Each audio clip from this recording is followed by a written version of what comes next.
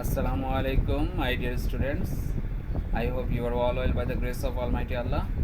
So আজকে আমরা আলোচনা করব can wage differential go wrong and hedonic price function বা wage function. Let discuss.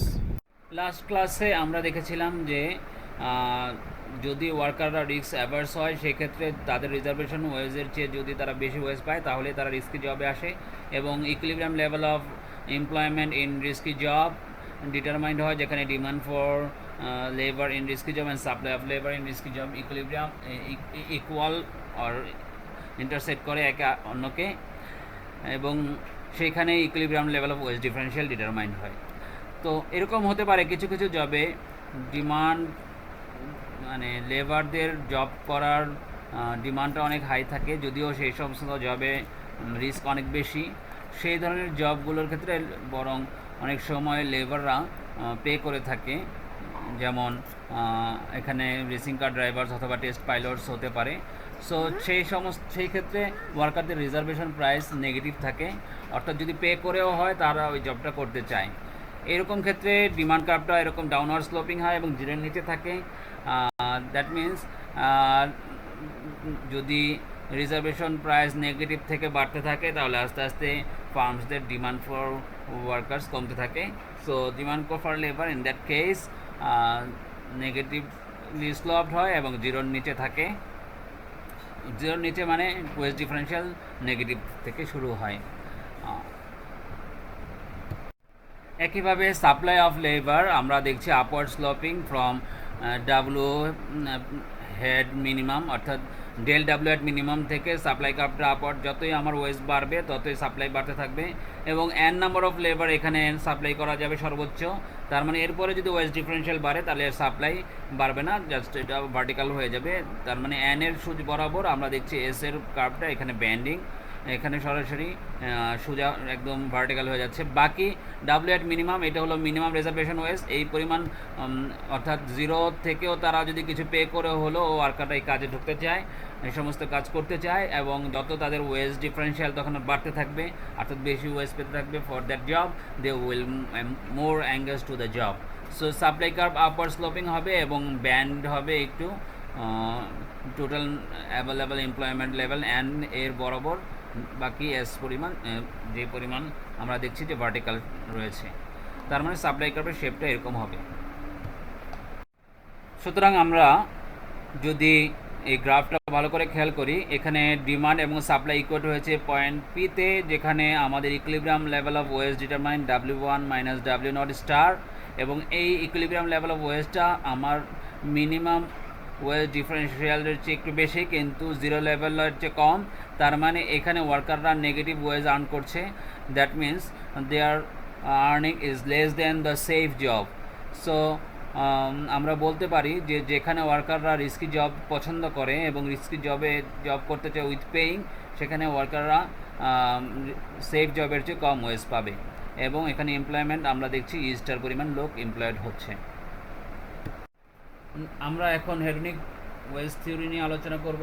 Head neck wage theory has determined the level of wage that the different firms provide to different types of workers according to their attitude to risk. So আমরা এখানে hedonic theory wage theory develop করার জন্য প্রথমে ধরে নিচ্ছি যে এখানে অনেক ধরনের ফার্ম আছে। কিছু ফার্ম আছে রিস্ক এনভায়রনমেন্ট প্রোভাইড করে, কিছু ফার্ম আছে সেফ এনভায়রনমেন্ট প্রোভাইড করে। তার মানে যে সমস্ত ফার্মের রিস্ক এনভায়রনমেন্ট সেই সমস্ত ফার্মকে আমরা বলছি রিস্কি জব প্রোভাইডার। যে সমস্ত ফার্ম সেফ এনভায়রনমেন্ট প্রোভাইড করে তাদেরকে আমরা বলছি সেফ জব প্রোভাইডার্স। সো এখানে যেহেতু রিস্ক আছে তাহলে রিস্ক অফ ইনজুরিও আছে। So the probability of injury on the job আমরা এটাকে ড্র দ্বারা ডিনোট করি এবং এটা যে কোনো ভ্যালু গ্রহণ করতে পারে ফ্রম 0 to 1। এখানে আরেকটা জিনিস মনে রাখতে হবে, workers maximise their utility by choosing wage risk combination that offer them the greatest amount of utility. তার মানে আমরা ধরেছিলাম ওই যে আমাদের প্রথমে আমরা লাস্ট ক্লাসের শুরুতেই ধরেছিলাম যে এখানে ওয়ার্কারদের ইউটিলিটি ডিপেন্ড করে দুটো জিনিসের উপর, একটা হলো দ্য ওয়েজ দে গেট আর একটা হলো the probability of being injured অথবা রিস্ক। সো এখানে আমরা এটা আবার ধরে নিলাম এবং এখানে আরেকটা জিনিস ধরলাম যে প্রত্যেক ওয়ার্কাররাই রিস্ককে অপছন্দ করে, that means every worker dislikes risk but in different degree. কেউ কম পছন্দ করে, কেউ বেশি পছন্দ করে, depending on the ways risk combination. We can see the indifference curve of three individuals, individual A, B and C, and each of the indifference curve has different slopes. এখানে we can see that individual A has steeper indifference curve, তার মানে এখানে তার reservation প্রাইসটা অনেক high, এবং individual B এর একটু ফ্ল্যাট ইন্ডিভিজুয়াল এর তুলনায়, তার মানে তার রিজার্ভেশন প্রাইস ইন্ডিভিজুয়াল এর চেয়ে কম। ইন্ডিভিজুয়াল সি এর indifference curve much more flatter than individual A, তার মানে তার রিজার্ভেশন প্রাইস সবচেয়ে কম। তার মানে এখানে lowest indifference curve, lowest reservation price হলো যে ইন্ডিফারেন্স কার্ভটা সবচেয়ে বেশি ফ্ল্যাট হবে, তার মানে সেই হিসাবে individual C has lowest reservation price for working in the risky job. So আমরা এখানে তিন ধরনের ইন্ডিভিজুয়ালের তিন ধরনের আমরা ইন্ডিফারেন্স কার্ভ দেখতে পাচ্ছি। এখন আমরা একটু চিন্তা করি এমপ্লয়ারদের দিক থেকে। এমপ্লয়াররা সাধারণত লেবার হায়ার করে টু মেক প্রফিট, এবং একজন প্রফিট ম্যাক্সিমাইজার ইন্ডিভিজুয়াল ফার্ম আমরা চিন্তা করলাম যে সে তার ডিসিশন মেক করে বেসড অন দেয়ার আইসো প্রফিট কার্ভ। এবং আইসো প্রফিট কার্ভ বলে এমন একটা রেখা যে রেখার প্রত্যেক বিন্দুতে সমান প্রফিট দেখায়।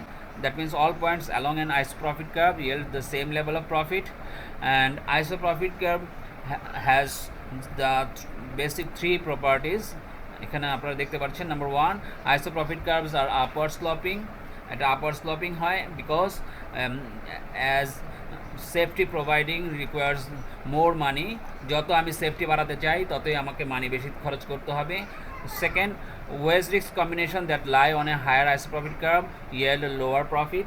তার মানে সহজ ভাষায় যদি বলতে চাই, হায়ার আইসো প্রফিট কার্ভ আমাদের লোয়ার প্রফিটস দেয় এবং লোয়ার আইসো প্রফিট কার্ভ আমাদেরকে হায়ার প্রফিট দেবে। Third of all, iso profit curve are concave, তার মানে হলো law of diminishing return to provide safety will be applied on that case. তার মানে আমি যত বেশি সেফটির জন্য খরচ করতে যাবো, সেফটি আমার কম আসতে থাকবে, তার মানে law of diminishing return to safety will walker. So আমরা এখানে আইসো প্রফিট কার্ভের শেপগুলো দেখতে পাচ্ছি যে এটা কনকেভ এবং আপওয়ার্ড স্লোপিং। এখানে দুইটা আইসো প্রফিট কার্ভ আমরা দেখছি, পাই নট এবং পাই ওয়ান। এখানে আমরা একদম বেসিক তিনটা অ্যাজাম্পশন থেকে যদি চিন্তা করি, তাহলে আইসো প্রফিট কার্ভের মধ্যে পাই ওয়ান আমাকে কম, যেহেতু ওয়েজ রিস্ক কম্বিনেশন শো করছে, তার মানে পাই ওয়ান আমাকে বেশি প্রফিট দিবে এবং পাই নট আমাকে কম প্রফিট দিবে। That means pi naught has lower profit but pi one has higher profit. So আমরা equilibrium in the hedonic wage function দেখছি। এখানে আমরা তিনজন ইন্ডিভিজুয়ালের ইন্ডিফারেন্স কার্ভ নিয়ে আসলাম এবং তিন ধরনের ফার্ম নিয়ে আসলাম। এখানে দেখেন ফার্ম এক্স ওয়াই জেড, তিন ধরনের ফার্ম আছে। এক্স ফার্ম হলো সবচেয়ে বেশি সেফটি প্রোভাইডার, ওয়াই হলো তার চেয়ে একটু কম, জেড হলো সবচেয়ে কম সেফটি প্রোভাইডিং ফার্ম। আর এখানে ইন্ডিভিজুয়াল এ যে সবচেয়ে বেশি risk averse, then individual B তার চেয়ে একটু কম risk averse, and individual C সবচেয়ে কম রিস্ক অ্যাভার্স।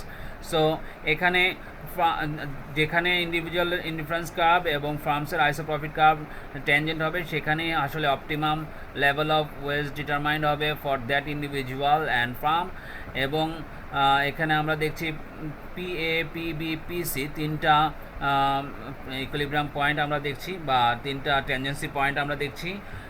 তিনটা টেনজেন্সি পয়েন্টে এখানে প্রত্যেকটা individual firm based on the available individual will provide the wage combination. এবং এখানে যে আমরা গ্রিন লাইনটা দেখতে পাচ্ছি, this is hedonic wage function. So আমরা একদম যদি সহজভাবে বলতে যাই, এখানে আমরা দেখছি যে ইন্ডিভিজুয়াল এ যেহেতু সবচেয়ে বেশি রিজার্ভেশন প্রাইস হোল্ড করে এবং ফার্ম এক্স সবচেয়ে রিস্ক কম প্রোভাইডিং, অর্থাৎ ফার্ম এ সবচেয়ে সেফ জব প্রোভাইড করে। সো এখানে individual A will abled by the firm X. So এখানে তাদের ওয়েজ পেমেন্টটা অনেক কম থাকবে। অ্যাজ ইন্ডিভিজুয়াল বিতে যেহেতু রিস্ক বাড়ছে, ইন্ডিভিজুয়াল এর চেয়ে বেশি এই রিস্ক এক্সপোজ করে, যদিও সে রিস্ক অ্যাভার্স, কিন্তু ইন্ডিভিজুয়াল এর চেয়ে একটু রিস্ক বেশি এক্সপোজ করতে পারে। সো সে একটু কম সেফটি ফার্মের জব নেবে এবং একটু বেশি স্যালারি পাবে।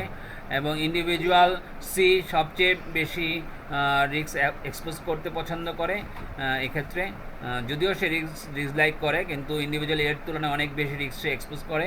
সো সে একটু বেশি রিস্কি এনভায়রনমেন্ট যেটা ফার্ম জেড প্রোভাইড করে সেখানে জব করবে, এবং সেই কারণে ফার্ম জেডকে ইন্ডিভিজুয়াল সিকে বেশি ওয়েজ দিতে হবে। সো এই যে আমাদের তিনটা ইকুইলিব্রিয়াম পয়েন্ট হলো পিএ পিবি পিসি, এই তিনটা পয়েন্টকে আমরা কানেক্ট করে যে লাইনটা পেলাম এটা হলো এরোনিক ওয়েজ ফাংশন।